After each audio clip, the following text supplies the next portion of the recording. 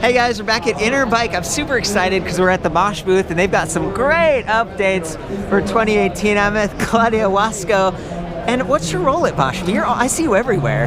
At the moment, you should see me more in California. So we are based in Irvine, Bosch Active Systems, North America, and I am responsible for this business in North America. Wow, you're like the president of North America Bosch? That would be fantastic. That's my target. But you're on the way. Yeah, you do a fantastic job. Thank you. No, but it's just a little business within Bosch. That's the Bosch e-bike system. The Bosch e-bike system, but a big part of e-bikes in North America. At least from my perspective, this is a brand we've seen for several years. One of the early brands that actually was on mountain bikes. And I mean, look. We're also with Jonathan Weiner here. How's it going? We talked with you last year. We kind of got the whole team here to tell us about 2018. Do you want to dive right in and tell us what's new? Yeah, with pleasure. So the bike you see here comes with our new product line. In this case, that's the Active Plus. Wow. It looks a little smaller. Right. Yeah? Got it. Good job. Yeah, so in comparison to its predecessor, the Active Line Plus actually is in size 20% smaller, and the Active Line is even 25% smaller than the former Active Line product. Really? Yes. Wait, so weight-wise or physical, like? This was more referring to the size. The dimensions, but good point. Weight is another argument as well. 2 pounds. 2 pounds lighter? 2 pounds lighter. Awesome. 2 pounds lighter, yeah. So that's really something differentiating. And then so I've weighed like some of the Bosch motors, and I think they're like 8 pounds or something, like the performance line. So are we saying these motors are closer to like 6.5 pounds or something like that? 8.8 pounds on the performance line and old Active Line. New Active Line plus 7 pounds. Active Line, we shaved off even a little bit more weight from that, and that's about 6.1 pounds. 6.1 pounds. That's phenomenal, and that's the one. So that's the Active Line and the Active Line Plus. So what's the difference between the Active Line and the Active Line Plus? It's mainly the torque. So Active Line comes with 40 Newton meter, and the Active Line Plus with 50 Newton meter, and this has an impact on the support you get. Yeah. So 250% in addition to your physical power with Active Line, and 270% using the Active Line Plus. Okay, and I've studied the performance line a lot, and I see the CX mountain model on a lot of things. So by comparison, back to the Active Line is 40. That's kind of like the I don't know. How would you describe that? It's the lightest. It's the most efficient. It's kind of for around town, maybe. Yeah, this is really more for urban mobility, and as it has not this high torque, the positive thing about this is, of course, it extends the range. Yeah, it's a battery sipper. Exactly. Yeah. So this product line is really more dedicated to urban cycling, urban mobility, whereas the CX version, which you just mentioned, really has been specifically designed for e-mountain bike, for recreational mountain bike. 75 Newton meters of torque on that one. Exactly. And then what is it, like 63 on the for standard performance line motor, something like that? 63, yes. Does that sound about right? Yeah. So we go from 40 to 50 to 63 to 75. Exactly. You got a whole range of systems. Yes, we have one system for every use case. So that's, I think, one of the strengths of Bosch to really provide this wide portfolio to target every different use case. One of the things that I really like about Bosch is that the batteries have been kind of modular. You had the older PowerPack 400, which we still see on some of the more affordable Bosch powered bikes, and now we have the 500. It uses the same adapter. It goes right in the same place. That's absolutely right. So the quantity of cells is the same, 40 cells inside. The type of the cell is different, but you're right, it gives the dealer the possibility to upgrade, or the end consumer to upgrade. You can use the same bike with a 400 watt hour battery, and then you can purchase the 500 watt hour battery as well.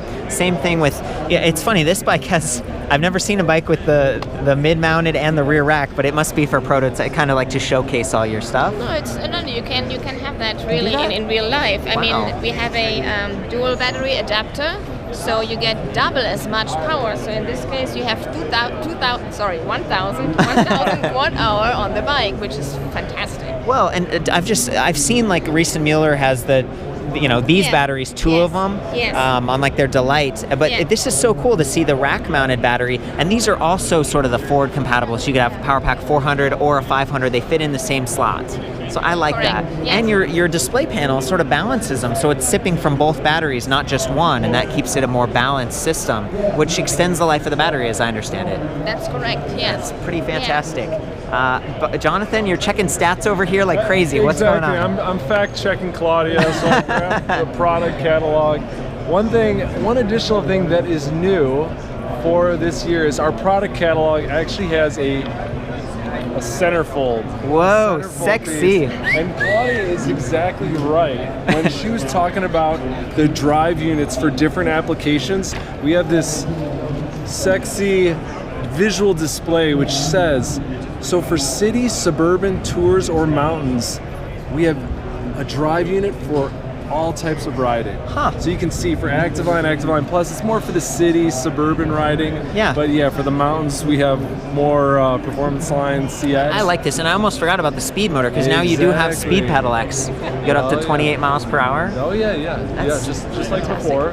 And then, there's also the Purion. I've been seeing that a lot more in 2017, and maybe 2018 it's popular. It's getting more and more popular. People like the clean handlebar, and as users are more comfortable with the Bosch system, they feel, oh yeah, I'm fine with just integrating the buttons and the screen all together. Yeah. Maybe they don't need as much information on the screen. A lot of people still like having that bigger display in the center, really easy to read the I'm getting older, and like I'm nearsighted, so you sit way up here. Sometimes it's nice to have the Intuvia, and I've heard that some dealers can update it, so you can do that. You can pay more, and they can. I was hanging out with Chris Nolte from Propel in New York. You were telling me that you can update to like get the Intuvia if you want to pay a little bit more from the Purion. Yeah, we've done that before. Sometimes people, if they want different displays, and I think that's one of the great things about the Bosch system. It's pretty modular. I mean, for the most part, some of the system you can't change from the manufacturer, but some of the elements you can. You can wire in add lights. lights. Yeah. There's a lot of different elements that it's been really great working with them. Well, so I have a question, kind of a gripe, right? Like, I mean, I'm a reviewer. I'm out there looking at the bikes. Fire away. Look at this. You've got this like micro USB port on the side of the Purion right here. I'm getting caught up. I get this. The Bosch bike is. Yeah, I've almost got it. There we go. It's there, but you're not. It doesn't work. It doesn't. I tried it. Why not? What happened? Well, okay, so with the Purion, that port is purely for diagnostics and software updates. The software updates, diagnostics. We don't have that charging capability when you go down to the Purion. Someday, maybe send my request to Mr. and Mrs. Bosch or whoever runs this company. I think that would be great. It's there, and this one's also fixed. So if you're on a mountain bike or something, it's clean, it's out of the way, but it's not removable. So for the city, I like I don't know. Those are the things that cross my mind. I do, yeah. Okay. Do you have anything to say? This is your chance to say something about that. Anything to say? No? It's like chocolate or vanilla. What's better? I don't know. Some Twist. people like chocolate. Twist. Yeah. Right. Maybe one day we'll come up with a mix between the Purion and the Intubia. Well, and you have that other one in Europe that we don't have yet, right? The really cool one. Nintendo thing. Are we going to see that? What's it called? The big fancy color? Neon. Oh, yeah. That is cool. The Nyan. Yeah. With like GPS and I don't know. I don't want to throw you guys off, but it's so exciting. We're here in America. We're like, whoa, we get all the cool stuff. We got to wait for it. Wait for it. That's my advice. Wait for it. Well, what else should we maybe be waiting for but excited about in 2018? Do you have any more updates? Yeah, we have an update here, Jonathan. You were missing the eShift. The eShift, Jonathan. Oh my gosh. How could I forget my favorite feature on a adventure bike? The thing that I love about eShift is it's set it and forget it. I tried this with you, right? You took me out on that felt bike when we went and got like salads that one day in Irvine. We did. Yeah, this new Vinci, it's automatic shifting. Exactly. What did you feel about it? I loved it. To be honest with you, I haven't seen it on a ton of bikes yet. Exactly. But being able to just set it and have a cadence and have it just it kind of shifted itself. It took it made it even more thoughtless. Americans love keeping it simple, keeping it easy. We love automatic transmissions, so why not get an automatic transmission for your bicycle? That's right. And so we don't have it on display here, but out on the circuit, we might be able to find one out there. Does Roll-Off have an automatic shifter, and Shimano too, or what's that all about? Those are not automatic. Those are actually stepped.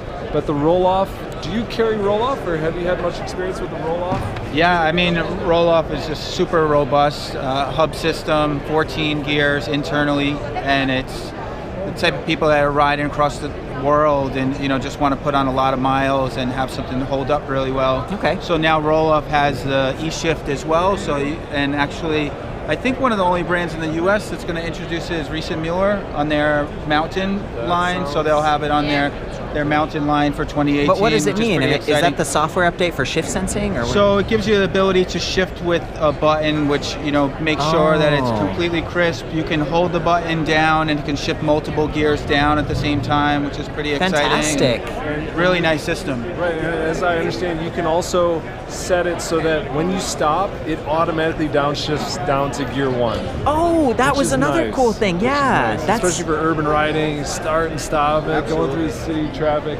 It's nice to just have that downshift. And then is Shimano, that's the DI2 electronic shifting, so you have the eShift there? Yeah, Okay. it's now compatible to the XTR DI2 and the Diora X DI2 are now compatible as well. That's new for model year 18. Oh, fantastic. Fantastic, guys. Well, and then the EMTB mode, we saw that at Sedona. You guys had that like press camp thing, and it's sport mode becomes like an all-in-one, almost more like reliant on torque. You can have very little power or a bunch, depending on how you pedal, and you don't have to worry about shifting gears. So if you're climbing, it's all about response to your body. Yeah, it measures your pedal stroke and the cadence, and based on this, it's a progressive curve. Yeah. So you can forget about shifting in between different modes, and it's like automatic as well. So it really provides a great e-mountain experience. You're not always looking at your shifter, but you just stay in e-mountain bike mode, and that's it. And you can do wheelies like way easier, I've noticed. Yeah, that's a wheelies. Yeah. Hot rod. Can we go look? Is this all the motors like right here in the case? Yeah. I want to go see them up close because you said the size was a little bit smaller. Oh, and then there's a breakaway. Can I pick this up? Is this? Yeah, but don't Wow. destroy it. Yeah. What happened to this thing? Has Jonathan been dropping the motors again? Look at that. This is awesome. You caught me. Okay, so it's a lot of this is there's the metal, there's the Right, motor, right. and then there's this shield thing. Right, the shield. So let's take a look at actually the guts. Oh, the guts. The Help me guts. out with This this. is where the magic happens. Wow. We have We have never been allowed to look in the motors before. You guys keep them such secret, and this is the first time. I'm not. This is no joke. Time in This is America, serious. Look at this. Active Line is being shown with the guts open. Oh, Exploded. it's exploded. Wow. Look at that. Okay, and there's this big gear right here. Okay, and I have a quiz question for you, Court. Okay. Since you're an e-bike expert, also for you, Chris. Help me, Chris. Well, let's see who gets the right answer. Okay, Active Line Plus. They're almost identical. Exact same casing, exact same gear. The PC board looks really similar.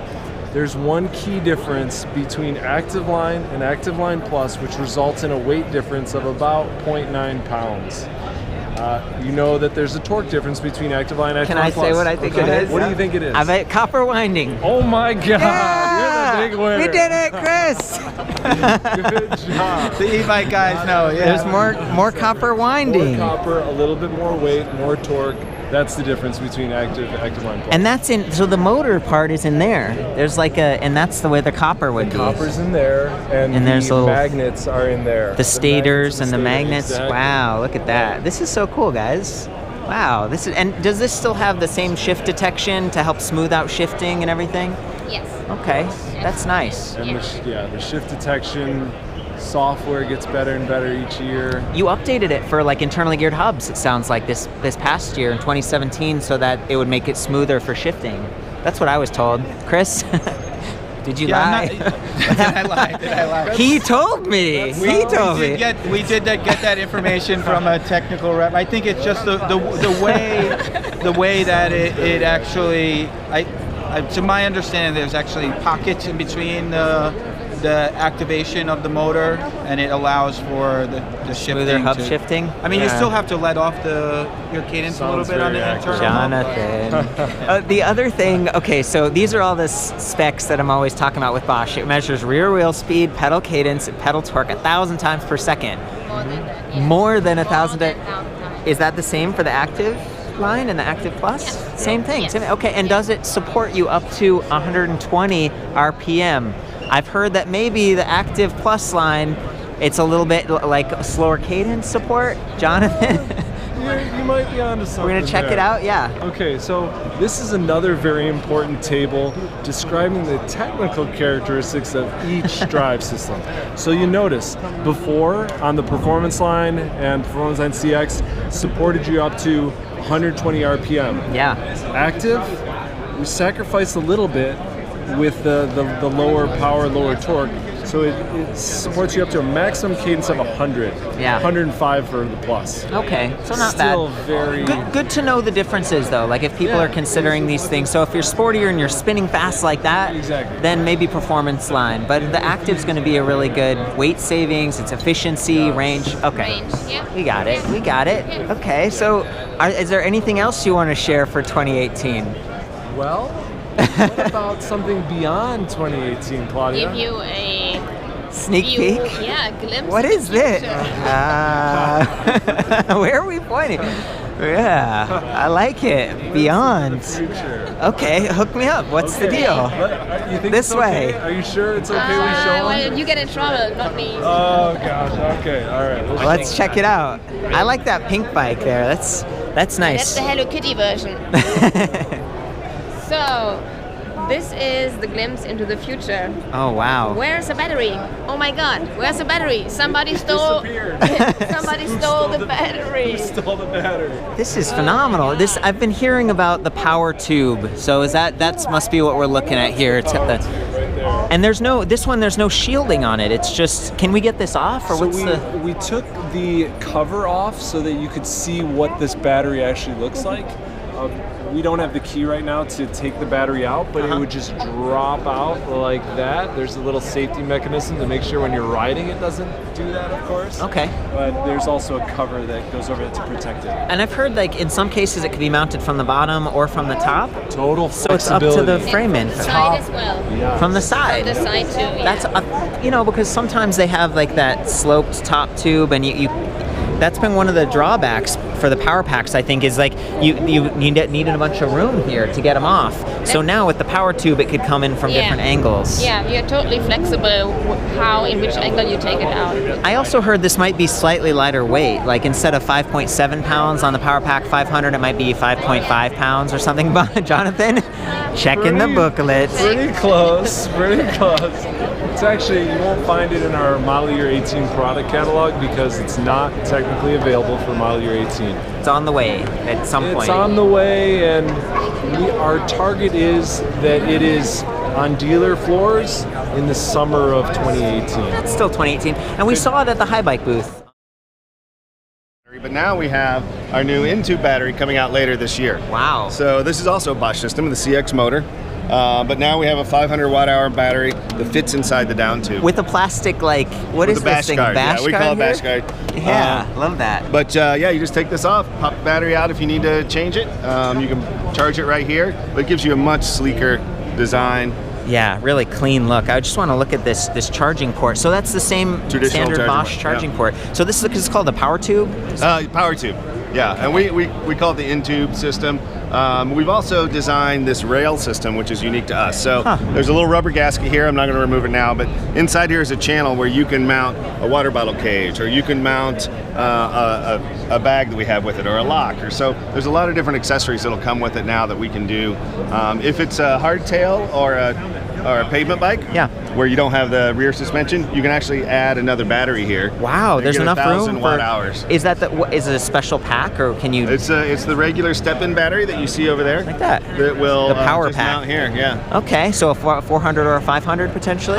You can. Well, this is a 500 watt-hour. You can add another 500 and get 1,000 watt-hours. Gee whiz, really good. Yeah, I mean the weight distribution. The look of this is beautiful. Does that mean that the bottle cage could slide up and down too? Yeah. So this is a full rubber gasket here. You trim it where you want it, and then you can put it wherever it's comfortable. When are we going to see this bike in particular?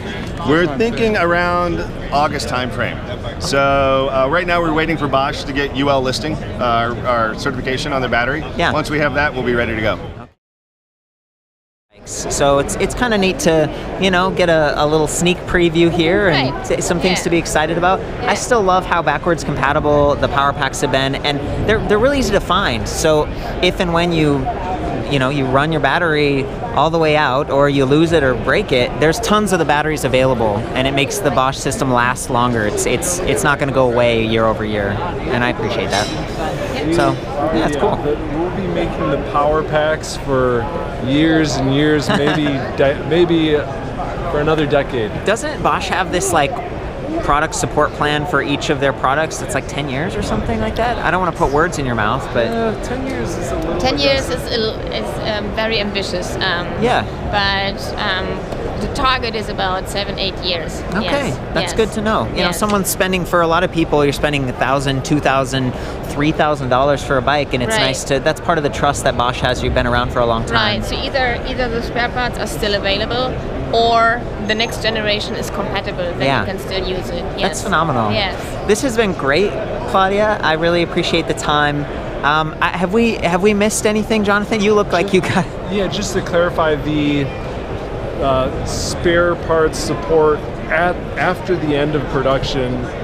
That timeline begins after the end of production, right? Right. After we stop the production, then additionally 7 to 8 years roughly, we will make the spare parts available. Because the Power Pack 400's been available since probably 2013, 2014. 2014, we entered the market with Power Pack 400, and we haven't stopped production yet on Power Pack 400, so that 7-year countdown hasn't even begun. Yeah, wow. So, thank you for the, again, Chris, did you have any questions? Because you carry predominantly Bosch, and this is your chance too to any insights or questions. Yeah, I mean, we're just excited to work with them. I think it's been great to have their support. They're obviously very well supportive, have probably the most service centers throughout the country, and it's really nice to have that. Yeah. And I think that's one of the things that's not often talked about is how this, this product works great and this is fun, but how is this handled kind of after the sale? And I think that's one thing that they do really well. And I guess borrowing from some of the automotive experiences and some of these items like the batteries, and you see batteries come and go with different brands, and it becomes very concerning from us as a retailer, being concerned about the consumer of, will this product be supported long term? And it's nice to know that this is a thought process inside of Bosch. That's part of the value you're getting. I mean, because this is a little bit more expensive, some of the Bosch stuff. Right. But it's getting cheaper. We saw some bikes out there that are in the $2,200 to $2,500 range USD. That's very exciting. Yeah. Did we make it? Did we have all the updates, Jonathan? Wait, one more thing. One very important Do it, buddy. thing about our batteries. Yeah. And it's something that we like to highlight in the e-bike rechargeable battery guide. Oh. And I recommend every customer out there, you get one of these if you buy an e-bike with the Bosch system, because this will tell you how to take care of your battery. Sweet. The important thing to know with the Bosch batteries, the power packs, do you see this little logo up here? Yeah. That means you're buying a very safe, secure battery. UL, which is a certification agency geared towards electronics and batteries, they've taken this battery through all sorts of crazy testing.